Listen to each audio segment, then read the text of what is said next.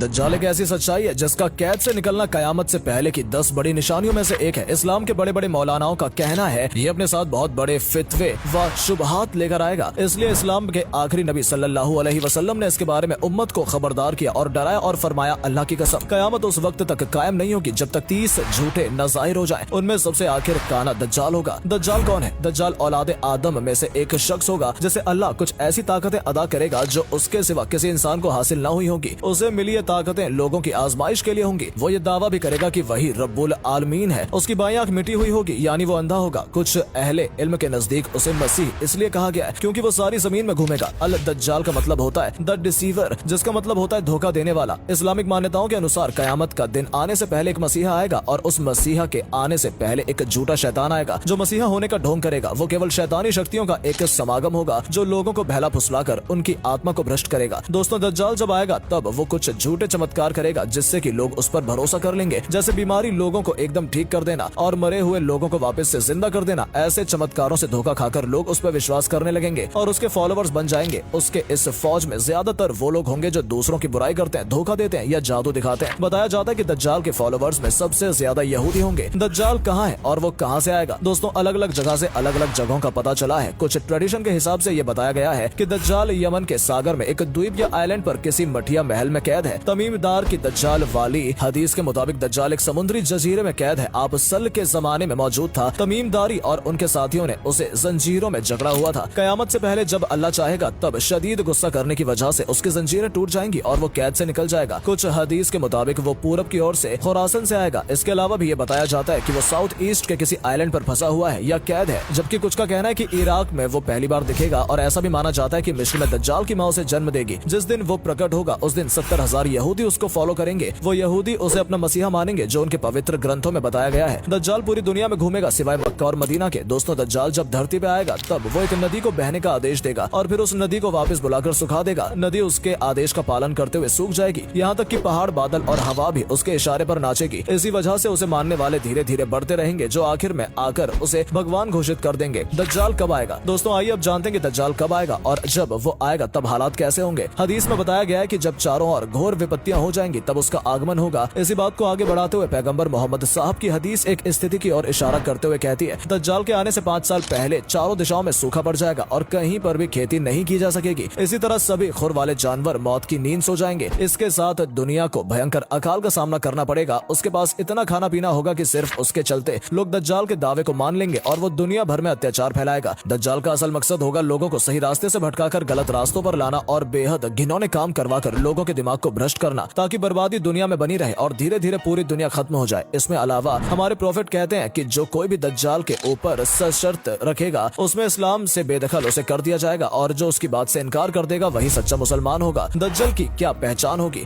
पैगंबर मोहम्मद बताते हैं कि दज्जाल एक आंख से अंधा होगा। वो मजबूत जिस्म और बड़े सर वाला होगा। उसकी दोनों आंखें ऐबदार होंगी, साथ ही उसका कद काफी छोटा होगा। उसकी दाईं आंख अंगूर की तरह फूली हुई होगी और बाईं आंख पर चमड़ा आया हुआ होगा। बाल घने और घुंघराले होंगे। वो काफी सफेद या गोरा होगा और उसकी दोनों आंखों के बीच में काफिर लिखा होगा जो सिर्फ अल्लाह के सच्चे बंदों को ही दिखाई देगा। ऐसा बताया जाता है कि एक अनपढ़ भी उसे देख पाएगा और पढ़ पाएगा अगर अल्लाह पे उसका पूरा यकीन होगा तो। दज्जाल पूरी दुनिया घूमेगा लेकिन चाहकर भी कभी मक्का में नहीं घुस पाएगा। वो मशरिक की तरफ से आएगा और उसका इरादा मदीना में दाखिल होने का होगा, मगर उहद पहाड़ के पीछे फरिश्ते उसे रोक कर उसका रुख सीरिया की तरफ फेर देंगे। दज्जाल पानी और आग के साथ आएगा जिसमें से पानी आग जैसा लगेगा और आग पानी जैसा। जमीन पर दज्जाल की रफ्तार। दोस्तों, दज्जाल की रफ्तार उस बारिश की तरह होगी जिसके पीछे हवा हो। मतलब ये कि वो बहुत तेजी से जमीन पर एक हिस्से से दूसरे हिस्से में पहुंच जाएगा। वो जमीन पर 40 दिन तक फिरेगा। उन दिनों का एक दिन 1 साल की तरह होगा। एक दिन 1 महीने के बराबर और एक दिन 1 हफ्ते के बराबर होगा। बाकी के दिन आम दिनों की तरह होंगे और वो गधे पर सवार होगा। उसके दोनों कानों के बीच 40 हाथ का फासला होगा। वो लोगों से कहता फिरेगा कि मैं तुम्हारा रब हूँ। हालांकि वो एक आंख से काना होगा और रब तो वो खूबसूरती है जिसमें किसी भी चीज की कमी नहीं। इसलिए हम ईमान के मजबूत होंगे और कह सकेंगे कि हमारा रब ऐसा नहीं हो सकता है। दज्जाल के फितने। दोस्तों, दज्जाल के साथ जन्नत व जहन्नम दोनों होगी। उसकी आग असल में जन्नत होगी और उसकी जन्नत हकीकत में जहन्नम होगी। उसके साथ पानी और आग होगी। उसकी आग असल में ठंडा पानी होगी और उसका पानी हकीकत में आग होगी। तुम में से जो दज्जाल को पाए तो उसे चाहिए कि उसकी आग में कूद जाए क्योंकि वो ठंडा मीठा पानी होगा। वो एक कौम के पास आएगा और वो कौम उस पर ईमान ले आएगी। वो आसमान को हुक्म देगा तो वो बारिश बरसना शुरू कर देंगे। जमीन को हुक्म देगा तो वो पैदावार करना शुरू कर देगी। भेड़ बकरियों जब चरकर लौटेंगी तो उनके थन दूध से भरे होंगे। वहीं जब वो एक दूसरी कौम के पास जाएगा तो उस पर ईमान नहीं लाएगी। उसके बाद सुबह जब वो कौम अपने खेतों पर जाकर देखेगी तो फसलें बर्बाद हो चुकी होंगी और जमीन बंजर हो चुकी होगी। वो उस बंजर जमीन को हुक्म देगा तो जमीन के खजाने निकलकर शहद की मक्खियों की तरह होकर उसके पीछे पीछे चलेंगे। दज्जाल जब एक देहाती से कहेगा कि अगर मैं तुम्हारे मर चुके माँ बाप को जिंदा कर दूं तो क्या तुम मुझे अपना रब मान लोगे, वो हामी भर देगा तो शैतान उसके माँ बाप की शक्ल में उसके सामने आ जाएंगे और कहेंगे कि बेटा इनका कहा मानो, यही तुम्हारे रब है। जिसके बाद वो इंसान उस पर भरोसा करके उसे अपना खुदा मान लेगा और उसकी फौज में शामिल हो जाएगा। वो एक जवान को तलवार मारकर उसके 2 टुकड़े कर देगा, फिर कहेगा कि मैं इसे जिंदा कर दूंगा मगर ये मुझे अपना रब नहीं मानेगा। वो मुर्दा उसके कहने पर उठ खड़ा होगा। फिर दज्जाल प्यार से उससे पूछेगा कि तेरा रब कौन है। जवाब में जवान उससे कहेगा कि मेरा रब अल्लाह है और तू अल्लाह का दुश्मन दज्जाल है जो दुनिया के लोगों को सही रास्ते से भटकाकर गलत रास्ते पर ले जा रहा है। दज्जाल से हमें कौन बचाएगा? दोस्तों, जब पूरी दुनिया में बुराई का राज होगा यानी कि दज्जाल का राज होगा तब उससे हमारी हिफाजत आखिर कौन करेगा? इस पर पैगंबर का कहना है कि दज्जाल के आने के कुछ समय बाद ईसा अलैहिस्सलाम आएंगे और वो हल्के से केसर से रंगे होंगे और 2 फरिश्तों के कंधों पर हाथ रखकर उतरेंगे। जब वो अपना सिर नीचे करेंगे तो ऐसा लगेगा जैसे उनके बालों से पानी बह रहा हो और जब वो अपना सिर उठाएंगे तब ऐसा लगेगा जैसे उनके बाल चांदी से सजे हुए होंगे। सुन्नी हदीस के हिसाब से दज्जाल को लोद जो कि इजराइल का एक शहर है उसके दरवाजे पर लाया जाएगा और जहां एक बहुत बड़ी जंग होगी जिसमें इसे पकड़ लिया जाएगा। 40 दिनों का 40 सालों के शासन के बाद वो ईसा या इमाम मेहदी या दोनों के द्वारा खत्म कर दिया जाएगा और दुनिया दोबारा से अल्लाह ताला के हाथों में आ जाएगी और चारों तरफ अमन सुख और चैन होगा। वैसे हजरत ईसा की बात करें तो इस्लाम के मुताबिक ईसा हजरत मरियम की औलाद है, पर क्रिश्चियन का कहना है कि ईसा गॉड का बेटा है और सच तो यही है कि गॉड का कोई वारिस या संतान नहीं होता, इसलिए सच्चाई इस्लाम धर्म में ही नजर आ रही है।